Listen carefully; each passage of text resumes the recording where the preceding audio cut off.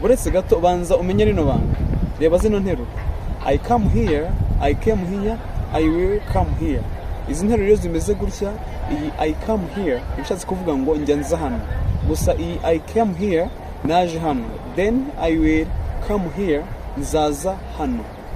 Iyo nteruro ya mbere ni simple present, kabiri simple past, gatatu future simple. So ese iyo twongereyeho aya magambo yandi bishatse kuvuga iki?